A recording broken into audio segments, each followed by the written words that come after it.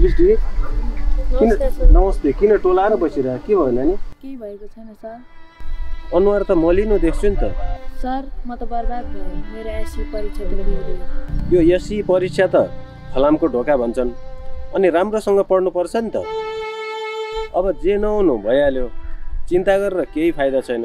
अब राम्रोसित पढेर फेरि अर्कोचोटि एक्जाम दिनु। हुन त हो सर, तर मेरो भविष्य त बिग्रियो नि। बाबुआमाको सपना अनि मेरो मेहनत त्यतिखेर जाने भने सर। चिन्ता नगर सृष्टि, घोडा चढ्ने मान्छे लड्छन्, असफलता नै सफलताको प्रतीक हो भन्ने कुरो तिमीलाई थाहा छैन र? फेरि परीक्षा भनेको यो मात्रै होइन, जिन्दगीमा कयौँ कठिन परीक्षाहरू त दिन बाँकी नै छ अझ। खै यस्तो कुरा त म केही बुझ्दिनँ सर, आफूलाई त इक्जामकै टेन्सन छ।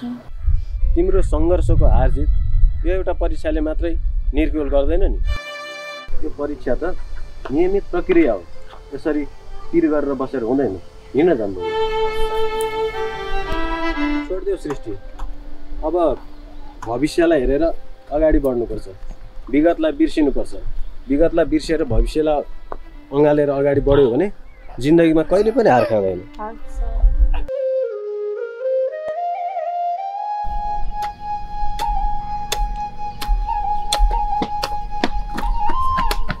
ओइ साने, हन हस्याङ र पसाङ हुँदै कता हिँडेको त? कता हुनु नि, पल्लो थित्या पल्लो भनेर गाउँका मान्छे थप्पैलाई बोलाउन हिँडेको नि। ए हो र? अनि त चाहिँ पढ्दैनस्? पल्तु नि, म पल्तु, मेरो बा पल्तम, हामी सँगै पल्तम नि। ए हो, पढ्नु पर्छ, पढ्यो भने ठुलो मान्छे हुन्छ, कसैले धाछल गर्नु सक्दैन। ए हो ल, पढे ल, त्यो छिटी दाइ त तलको हुन्छ ल। ए ला त, तँलाई छिटी दाइ जस्तो ठुलो हुन्छ भने हो र? भने जान्ने हुन्छ, कसैले धाछल गर्दैन पो भने त नि। ए ल ल ल, अनि छ नि त्यसले आमालाई पनि पल्लो थित्या पल्लो पठाइदिए है। ल ल ल ल म अहिले गएँ ल। ल हेर, यो सानी पढ्न पाउने भयो भनेर कति खुसी हुँदै हिँडेको बिचरा। यो कस्तो जिन्दगी।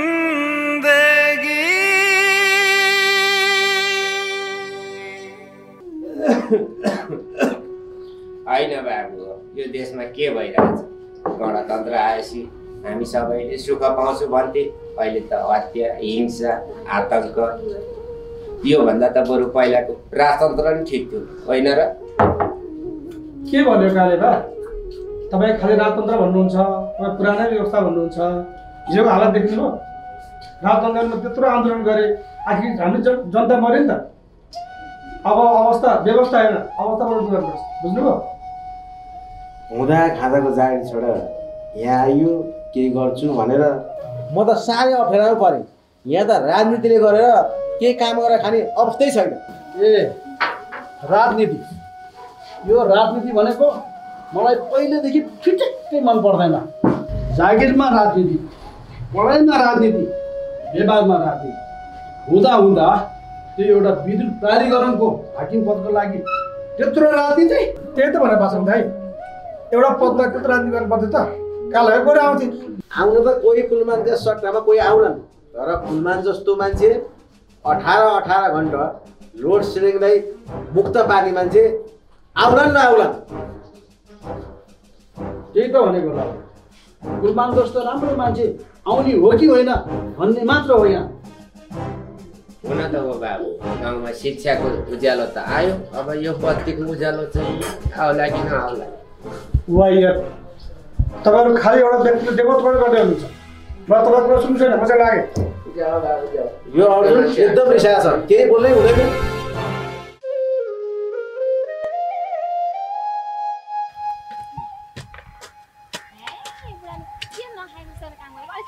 बोल न के लसेक लसेक रान्दा नि गइरहेको छु त भुडी तेरै अगाडि खनिरहेको छु यहाँ म चाहिँ बसिरहेको छु र यहाँ मैले त्यस्तो पनि हुन्छ खनेको अनाउन्सिङ गर्नु पर्यो नि पल्टनमा भएको मान्छे अब खन्न जे गर्ने जाने तैँले भन्दा धेरै जान्छ के मैले धेरै प्याट नबोल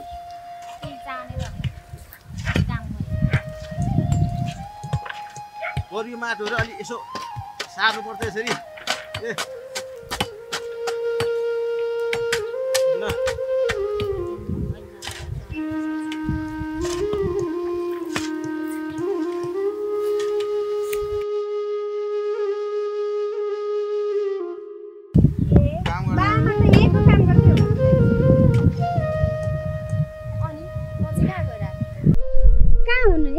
म त्यहाँ घर पछाडिको बारी खनेर आएको साग रोप्नलाई।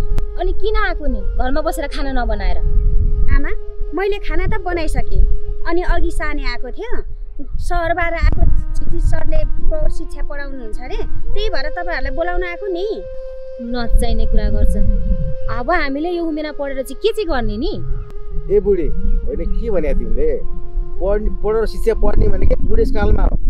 आफूले पढ्यो भने कसैले यसो दुई अक्षर हेर्न पर्ने अरूलाई देखाउनु पर्दैन। त्यो पनि बुझ न त्यो पढ्नु पर्छ। यो बुढानी अब यो बुढेसकालमा पढेर चाहिँ के चाहिँ गर्नु छ र? छोरीले पढिहालेको छ नि। होइन बुढी छोरीले खाएर तिमीलाई पुग्छ? यो पढाइ त जसरी भए नि पढ्नु पर्यो। यो त तिम्रो र मेरो लागि हो नि त अरूको लागि होइन नि। जेसै गर्नुहोस् है। बाले ठिक भन्नुभयो। अनि आमा यो बुढेसकाल सुरेसकाल होइन दुई अक्षर चिन्हलाई उमेरले छेक्दैन। अनि आमा तपाईँले कलाकार करिश्मा मानन्दलाई चिन्नुहुन्छ? किन नचिन्नु? करिश्मा त हाम्रै पालाको हिरोनी हो के। हौ त्यही कलाकारले बुढेसकालमा एससी दिएर अहिले कलेज पढ्दैछ। अनि खै त तपाईँले बुझेको? हो अहिले भने छोरीले ठिक कुरा गरी। ल छोरी अब यति काम सिद्धाएर अनि खाना खाना सँगै जाउँला। यसलाई मिला त लु।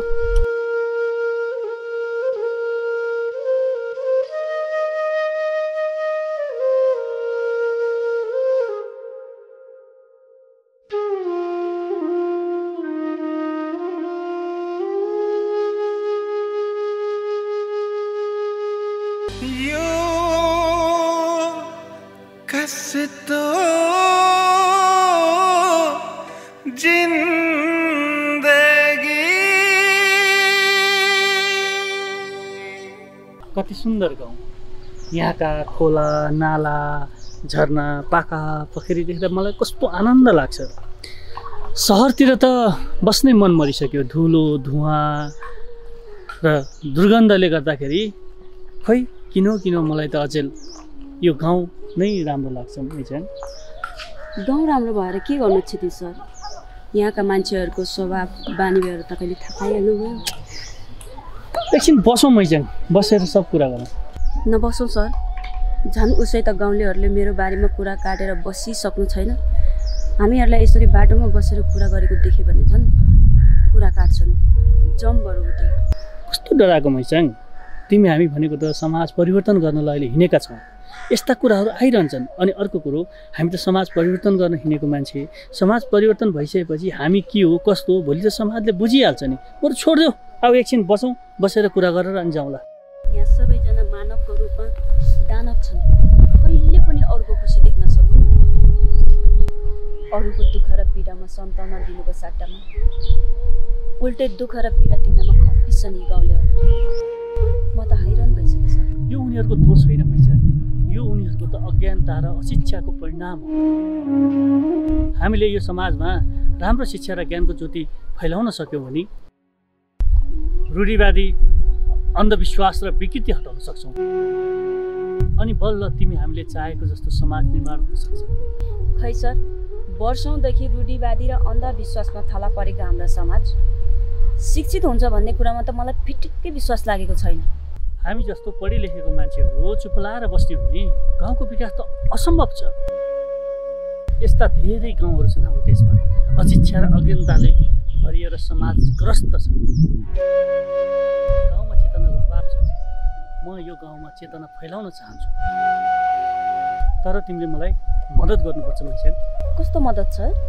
यो गाउँको लागि म नयाँ मान्छे, तिमीले मलाई यो गाउँभरिका घर दैलोसम्म पुर्याउन जिम्मा तिम्रो। अनि नपढेका मान्छेहरूलाई हामीले पढो शिक्षा पढाउँछौँ अनि उनीहरूलाई हामीले पढ्न लेख्न जान्ने बनाउँछौँ अनि मात्र हाम्रो राम्रो समाज र शिक्षित समाजको परिकल्पना पुरा हुन्छ। क्षितिज बाबुको कति राम्रो विचार। पढेका युवायुवतीहरू सबै विदेश जान्छन्, सहर जान्छन्। क्षितिज बाबुको जस्तो विचार भएको मान्छे यस गाउँले खाँचो छ। अब तपाईँले पनि पढ्नु पर्यो त नि काका। के गर्नु क्षितिज बाबु, पढ्ने बेलामा खेलेर हिँड्यो, अब यो उमेरमा आएर के पढ्नु, मर्ने बेलामा हरि काको भने जस्तो। त्यसो भनेर कहाँ हुन्छ र धन काका? तपाईँहरू जस्तो नपढेका अशिक्षित व्यक्तिहरूलाई हामी आजैदेखिबाट पढो शिक्षा पढाउँछौँ। के रे, बुढाबुढीले पढेर के गर्ने? घरको धन्दापात कसले गर्छ? घाँस दाउराको लागि जङ्गल को गइदिन्छ? घरको काम भनेको त समय मिलाएर गरौँला न मुखियामा। विचार अक्षर जान्ने भने त कसैले थप्नु सक्दैन। जहाँ अब एउटा चिठी पत्र पढ्नलाई अर्काको घर दैलो त धाउनु पर्दैन। फेरि गाउँलेहरूले पढ्यो भने पनि त आफ्नै गाउँको विकास हुने हो नि त मुखियामा। कस्तो कुरा गर्छौ लाउरी नि? गाउँलेहरू सबैले पढेर जान्ने बुझ्ने भयो भने तिमीले हामीले भनेको कुरा कसले मान्छ? हाम्रो खेतबारी बाँझै राख्नुपर्ने हुन्छ। उसै त गाउँलेहरूले हाम्रो कुरा सुन्न छोडिसके। जमाना कहाँदेखि कहाँ पुगिसक्यो। तपाईँ भने आफ्नै जमानाको कुरा गर्नुहुँदैछ। अब फेरि गाउँलेहरूलाई हामीले भनेको कुरा मान्नु पनि त पर्यो नि। अब तपाईँ हामीले भनेको कुरा यी गाउँलेहरूले मान्छ र? गाउँलेहरू सबै एकजुट भइसकेको छन्।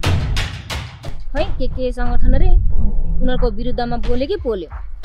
त्यसैले मुखेनी आमा बोल्नुभन्दा नबोलेकै राम्रो जस्तो लाग्छ मलाई चाहिँ। यो सब त्यो सहरबाट आएको केटोले गर्दाखेरि भएको। जब त्यसको पखेटा काटिन्छ नि अनि कसरी फुरफुर गर्दो रहेछ हामी पनि हेरौँला नि।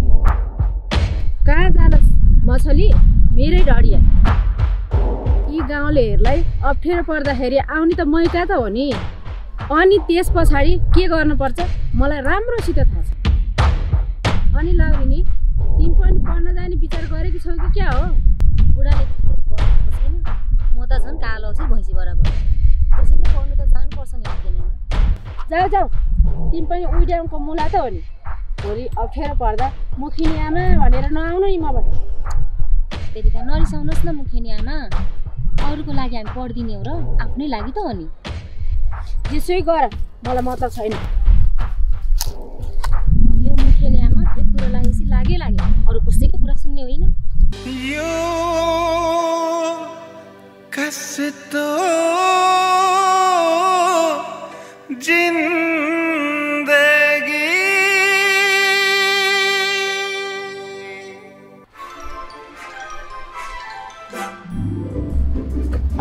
साले कहाँ जान लाग्यो? हँस्याएर पैसा गरेर कहाँ आउनु नि? खुसीको कुरा छ नि। के को खुसीको कुरा? ल भन। के को कुरा हुनु नि पाताङ दाई? हाम्रो थलबाट आएको खामथलको भाइ छैन थिति दाई हो। थिति दाईले यो हाम्रो गाउँमा नपलेका मान्छेहरूलाई अब पोल्नु थिच्छ पलाउने अरे। त्यही बेलामा हाम्रा गाउँलेहरूलाई बतुल्न हिँडेको हो र? हो नि। नपढेको मान्छेहरूलाई पढाउनु त धेरै राम्रो कुरा हो नि। आधै बेला पलाउने अरे। बरु तपाईँ पनि जान पर्यो। हुन्छ हुन्छ सारे, म पनि आउँछु। ल तपाईँ जाँदै गर्नु, म उसलाई बोलाएर आउँछु है। ल ल। नमस्कार। आज मिति 2081 साल चैत्र महिनाको 22 गते शुक्रबार। आज हामी यो गाउँमा प्रौढ शिक्षा कार्यक्रम सञ्चालन गर्दछौँ। तपाईँहरू तमाम उपस्थित हुनुभएको छ। यहाँहरूलाई म हृदयदेखि स्वागत गर्न चाहन्छु। र आज हामी यो गाउँमा 2 जना प्रशिक्षक आउनु भएको छ। उहाँहरूलाई पनि म स्वागत गर्न चाहन्छु। हामीले यस्तो प्रशिक्षक पाएको छौँ कि हाम्रो क्षितिज शर्माजी आउनु भएको छ तपाईँहरूलाई शिक्षित गराउनु लागि। र हाम्रो मैचाङ नानी पनि हुनुहुन्छ, उहाँले पनि तपाईँहरूलाई शिक्षित गराउनुहुन्छ। अब यसै विषयलाई प्रकाश पारिदिनु हुन क्षितिज शर्माजीलाई म अनुरोध गर्दछु। नमस्कार सबैजनालाई। तपाईँहरूले त मोटामोटी थाहा पाइसक्नुभयो होला आज किन हामी यहाँ भेला भइरहेका छौँ। शिक्षा सम्बन्धी कार्यक्रम भन्दा पनि हुन्छ यो पौर शिक्षा। तपाईँले कतै सुन्नु भएको पनि होला, देख्नु भएको पनि होला, कुनै पनि टेलिभिजनको कार्यक्रमहरू पनि देख्नुभयो होला। पौर शिक्षा भनेको आज हामी यो गाउँमा अशिक्षित जति पनि व्यक्ति हुनुहुन्छ उहाँहरूको लागि शिक्षाको एउटा केही कार्यक्रम सुरु गर्न गइरहेका छौँ। त्यो कार्यक्रममा अशिक्षित नपढेका कोहीले अब जस्तो एउटा कामले पढ्न पाउनु भएन होला, कोहीले आर्थिक को कुराले पढ्न पाउनु भएन होला, कोहीलाई स्कुल जान टाढा भयो होला, त्यस्ता व्यक्तिहरूको लागि प्रशिक्षा भनेर त्यो सञ्चालन गर्न गइरहेका छौँ। अब यो गर्नको लागि मलाई पनि कता कता डर लागिरहेको थियो, कसरी सुरु गर्ने के गर्ने भन्दाखेरि चाहिँ मैले हाम्रो मैचानजीसँग कुरा राखेँ अनि उहाँले चाहिँ ओहो गरौँ न सर, यो त एकदम राम्रो कुरा हो होइन, यो यसो गर्न पाए गाउँमा सबै शिक्षित हुन्छन्, सबैले पढे लेखे भएपछि धेरै चिजहरूको विकास हुन्छ, यहाँ भएका जुन यो अहिले रूढिवादीहरू छ चिजहरू छ त्यो हट्दै जान्छ। हामीलाई कता कता डर लागेको थियो तपाईँहरूको उपस्थिति हुन्न कि भन्ने, तर यो बाक्लो उपस्थिति दिँदाखेरि हामी सबैलाई साह्रै आनन्द लाग्यो। किनभने तपाईँहरूमा पनि पढ्नुपर्छ, लेख्नुपर्छ, शिक्षित हुनुपर्छ भन्ने ज्ञान चाहिँ रहेछ। सायद यो अब कुनै एउटा यो कसैले यो कुराको सुरुवात नगरिदिएको भएर होला होइन, तपाईँलाई पनि मन थियो होला, तर आज हामी यो प्रशिक्षाको कार्यक्रम सञ्चालन गर्नु गयौँ। अब यो गर्नको लागि मैले सानेलाई हिजो अस्तिदेखिबाटै भनेको थिएँ होइन, सानेले होइन दाजु मान्छन्, हाम्रो गाउँ त्यति अशिक्षित पनि छैन, त्यति नबुझ्ने पनि कोही त्यस्ता छैनन्, कोही कतै एक दुई जना त्यस्ता होला, तर म सबलाई भन्छु र म सबलाई फेला पार्छु भन्नु। तर साने त आएन नि त, त्यो सानेलाई वनमा गएर घाँस ल्याएछ भनेर पठाएको अहिलेसम्म यहाँ आइपुगेको छैन। ल ठिक छ, त्यो पनि हामी आस्ते आस्ते सबै कुरा जमघट गर्दै जाउँला, सबैलाई भेला गर्दै जाउँला। अब तपाईँलाई म शिक्षा के हो भन्ने कुराहरू चाहिँ थोरै प्रश्न पार्छु है। अहिले हामीले जुन यो स्थान तय गरेका छौँ नि, यो अहिले हामीले भेलाको लागि मात्रै तय गरेका हौँ। हामी यहाँ हाम्रो मास्टर मितदाईसँग समन्वय गरेर या स्कुल या कुनै ठाउँमा एउटा हामी ठाउँ तय गर्छौँ। भोलि ठिक 12 बजे सबैजना उपस्थित हुन्छ। अब 12 बजे किन होला त 12 बजे? मैले तपाईँलाई खै किन होला? त्यही त किन होला सर? हे काले बा, 12 बजे त भूतले खाना खान्छ नि, त्यो बेलामा पढाउने होला नि। त्यस्तो कुरा त होइन होला पासन। अनि क्षितिज बाबु 12 बजे चाहिँ किन नि? अब किन हो नि, उहाँको फुर्सदै त्यतिखेर होला, अरू बेला त भ्याउनु परेको हो नि। 12 बजे भनेको मतलब हामी बिहानदेखि दिउँसो 12 बजेसम्म हामी काम गर्छौँ। काम गरिसकेपछि हाम्रो रेस्ट टाइम हुन्छ 12 बजेदेखि 2 बजेसम्म हो। त्यही रेस्ट टाइमलाई हामीले यहाँ आएर प्रशिक्षा पढेर सदुपयोग गर्ने। कथम कथाचित मैले प्रशिक्षा पढाउन भ्याइनँ भने मैचान पनि हुन्छ है। त्यो त धेरै राम्रो कुरा हो नि। उहाँ पनि 12 होइन हजुर ब्याचलर क्लियर गर्नुभएको छ। तपाईँको गाउँमा यति राम्रो शिक्षित मान्छे हुनुहुन्छ, तपाईँलाई अब शिक्षाको कुनै गाह्रो हुँदैन। त्यसैले अब सर हामीले यसो गर्नु पर्यो, भोलिको लागि समय राख्नु पर्यो होइन। अब स्थान हामी तय गरौँला, यही ठाउँ पनि हुनसक्छ, भएन भने म मितदाईसँग पनि कुरा गर्छु, तपाईँले पनि कुरा गर्नु। अनि त्यहाँबाट गएर चाहिँ सबैजनालाई अझ योभन्दा भोलि बढी मान्छेहरू भेला हुने र सबैले एकवटा कलम कापी ल्याउनु होला। जसले कलम कापी ल्याउन सक्नुहुन्न भने हाम्रो सानेलाई भन्नु होला, त्यो हामी उपलब्ध गराइदिन्छौँ। तपाईँलाई आर्थिक पनि अलिकति अभावै होला होइन, त्यो कुराहरूको हामी सबैजना भएर सहयोग गर्छौँ है त। भन्न पाउनु भनेपछि त सबैजना खुसी भइहालिन्छ नि। धन्यवाद क्षितिज सरलाई, तपाईँले सुनिहाल्नुभयो, उहाँले धेरै कुराहरू तपाईँहरू समक्ष राख्नुभयो, साँच्चै मलाई पनि खुसी लागेको छ। अब मन्तव्य क्रममा यसै गाउँकी चेली मैचानज्यूलाई म आफ्नो 2 शब्द राखिदिनु हुन अनुरोध गर्छु। यहाँ उपस्थित हुनुभएको सम्पूर्णमा म मैचानको तर्फबाट नमस्कार। नमस्कार। अब मैले खासै के बोलिराख्नु पर्छ जस्तो त लाग्दैन, किनभने सबै कुरा उहाँ हाम्रो क्षितिज सरले भनिसक्नु भएको छ। हिजोको दिनमा तपाईँहरू र म बिच जे जस्तो भए पनि यो सबै कुरालाई बिर्सिएर अबको दिनमा हामीहरू सबैजना हातेमालो गर्दै अगाडि बढ्न चाहन्छु र आजको तपाईँको उपस्थितिहरूको लागि धन्यवाद। धन्यवाद मैचानज्यूलाई। क्षितिज सरले भने जस्तै तपाईँहरू भोलिदेखि यसै समयमा आफ्नो हातमा कापी र पेन्सिल बोकेर ल्याउनु होला भन्ने अनुरोध गर्दै तपाईँहरूलाई शिक्षाको राम्रोसँग अनुसरण गर्नु भन्दै म अर्जुन यस कार्यक्रमबाट तपाईँहरूलाई शुभकामना दिँदै बिदा हुन चाहन्छु। नमस्कार। अब तपाईँहरू पनि पढेर शिक्षित हुनुभयो, तर पढ्ने बेलामा ध्यान दिएर राम्रोसँग पढ्नु होला। यदि तपाईँहरूलाई पढ्न अप्ठ्यारो लाग्छ भने हामी सिकाइदिन्छ, हामीलाई भन्नुहोस् होइन सृष्टि। यो कस्तो जिन्दगी।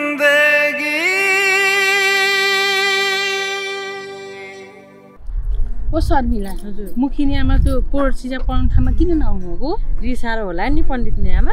कतै हामी पोर्सिया पढ्न गयौँ भनेर रिसा हो कि? अनि हामीसँग चाहिँ किन रिसाउनु नि? हामी पोर्सिया पढ्ने भयौँ के नयाँ चिज सिक्छौँ भनेर होला नि। पण्डितनी आमा, मुखिनी आमालाई सकाइहालौँला नि, के चिन्ता गर्नुहुन्छ? जाउँ अब यहाँबाट। देखौ त मैचाङ, हारी सारा गाउँलेहरू भेडा छन् भने तिमीले देख्यौ। सम्झाइ बुझाइ गरेपछि मान्छन् नि। हामीले सम्झाउनु बुझाउनु पर्छ।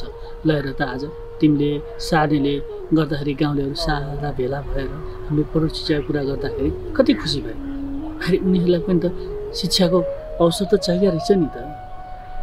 आजको दिनमा यसरी गाउँलेहरू भेला हुन्छन् भनेर मैले सोचेकै थिइनँ।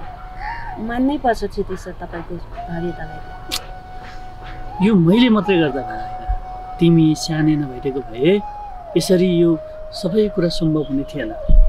अनि सुन, अब यिनीहरू यतिसम्म हामीलाई साथ दिने भइसकेपछि अब हामीले जसरी हुन्छ यो कुरालाई सक्सेस गर्नुपर्छ, बुझ्यौ? सबैतिर हामीले शिक्षाको कुराहरू अगाडि बढाउनुपर्छ। आज यो गाउँमा सकेर यो गाउँलाई शिक्षित बनाएपछि भोलि यस्ता धेरै ठाउँहरूमा गएर हामीले शिक्षाको कुराहरूलाई अगाडि बढाइ सबैलाई शिक्षित बनाउनुपर्छ। क्षितिज सर, तपाईँ आउनुभएदेखि गाउँलेहरू निकै नै खुसी छन्। उनीहरूले तपाईँमाथि ठुलो आशा राखेका छन्। उनीहरूको यो आशालाई निराशामा बदल्न दिनु हुँदैन है सर। कस्तो कुरा गर्छु मैचाङ, जबसम्म तिमी र सानै मेरो साथमा छौ नि तबसम्म जस्तो सुकै कठिन परिस्थिति आए पनि यो गाउँलाई हामीले परिवर्तन गर्न सक्छौँ। हुन्छ सर। ल त, यो कुरा जति गरे पनि त्यति नै लम्बिन्छ। म पनि जान्छु, ससुरबा घरमा पुरेर बसिराख्नु भयो होला, अहिले ढिला हुन्छ। तपाईँ पनि जानुहोस् है। बल्ल आज मैचाङको अनुहारमा खुसी देख्न पाएँ। यसरी नै यो गाउँलेको साराको अनुहार खुसी देख्न पाएँ कस्तो हुन्थ्यो होला। हुन त त्यो दिन पनि आउला।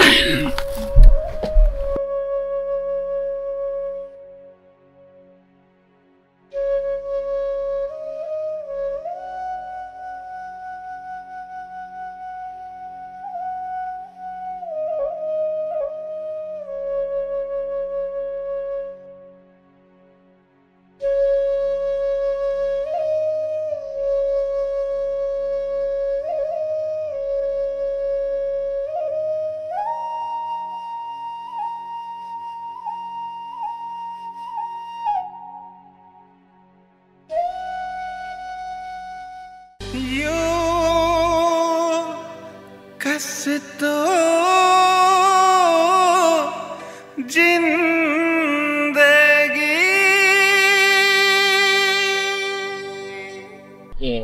त्यसो भए त यो साह्रै खुसीको कुरो हो नि त। हामीले बाल्यकालमा पढ्न नपाए नि बुढेसकालमा आएर केही पढ्न लेख्न सिक्ने भयौँ। त्यही त कालेबा, क्षितिज बाबु यो गाउँमा नआइदिएको भए हामी जिन्दगीभर यो अँध्यारोमा बस्नु पर्थ्यो। तर अब यो अवस्था रहेन। तर यो गाउँको अज्ञानतालाई मेटारै छाड्ने भयो। उहाँले गर्दा गाउँभरिका पढ्न लेख्न नपाएका बुढाबुढी अनि स्कुल जान नपाएका केटाकेटीहरूले समाचारसम्म सिक्दैछन्। उहाँको कठिन परिश्रमले गर्दा शिक्षाको उज्यालो हाम्रो गाउँघरको प्रत्येक घर दैलो दैलोमा पुग्नेछन्। सबै जान्ने बुझ्ने भएका छन्, सबै शिक्षित हुनेछन्। अनि त्यसपछि नमिता र सुनिता जस्ता केटीहरूले सामन्ती शोषकबाट बलात्कृत भएर मर्नु पर्दैनछ। अनि त्यसपछि हर्कबहादुर जस्ता गरिब गाउँको मुखियाको शोषणबाट मुगलान छिर्नु पर्दैन। हामीहरूले मानवको रूपमा भगवान पाएका छौँ। म भगवान होइन नि धने काका। मैले तपाईँको कुरा पछाडिबाट सबै सुनेको छु। हेर्नुहोस्, मलाई पनि यो गाउँमा सबैलाई शिक्षित बनाएर मात्र एउटा म आफ्नो कर्तव्य पुरा गरिरहेको छु। म चाहन्छु यहाँ सारा गाउँलेहरू शिक्षित भएर आफ्नो खुट्टामा उभियो। गुण त तपाईँहरूले मलाई लाउनु भएको छ, सहयोग गरेर साथ दिएर तपाईँहरूको यो गुण मैले कहिल्यै बिर्सिन सक्दिनँ। गुण त तपाईँले यो गाउँको मान्छेहरूलाई लगाउनु भएको छ। गाउँमा शिक्षाको ज्योति फैलाएर साँच्चै तपाईँ महान हुनुहुन्छ। लज्जित नबनाउनु न पासाङ दाइ, तपाईँहरू शिक्षित हुनुभयो भने गाउँ विकास हुन्छ, गाउँ विकास भयो भने देशै विकास हुन्छ नि त। आजसम्म यो गाउँमा मुखिया खानदानको राज चलेको थियो। यो मुखिनीले जे चाह्यो त्यही हुन्थ्यो। सब गाउँलेहरू मेरो औँलाको इसारामा नाच्थे। तर आज आएर त्यो 2 कौडीको मान्छेले मुखिया खानदानको बेइज्जत गर्ने, सब गाउँलेहरूलाई भड्काउने, जति नै घमण्ड गरे पनि स्याल स्याल नै हो। बाघ कहिल्यै हुन सक्दैन। यस्ता झिना मसिना स्यालसँग घाइते बगिनी कहिले डराउँदिन।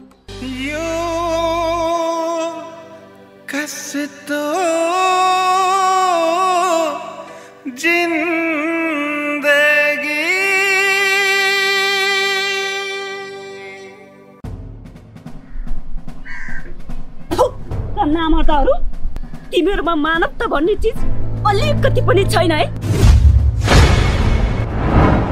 जसले तिमीहरूको लागि राम्रो गर्यो उसैलाई यस्तो गर्दैछौ।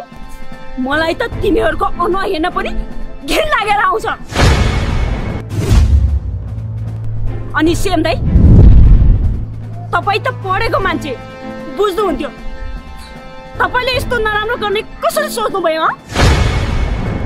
अनि क्षितिज सर त नातामा तपाईँको भाइ पर्ने, उहाँमाथि यस्तो घृणित कार्य गर्ने कसरी निर्णय गर्नुभयो तपाईँले?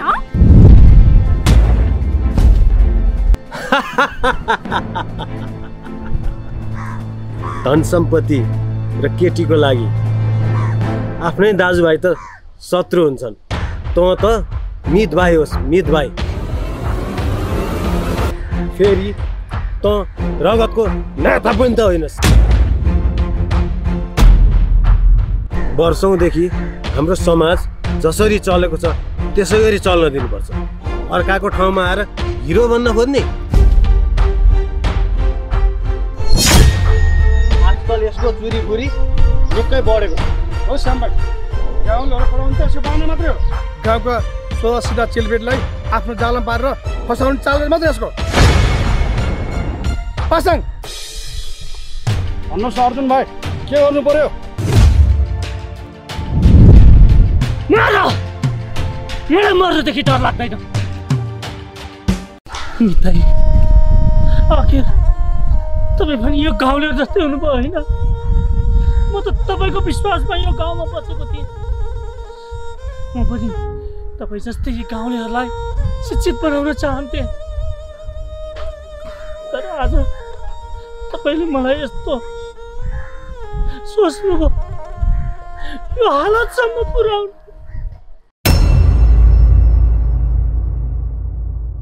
आखिर एक दिन मर्नै पर्छ। तर एउटा कुरा याद राख,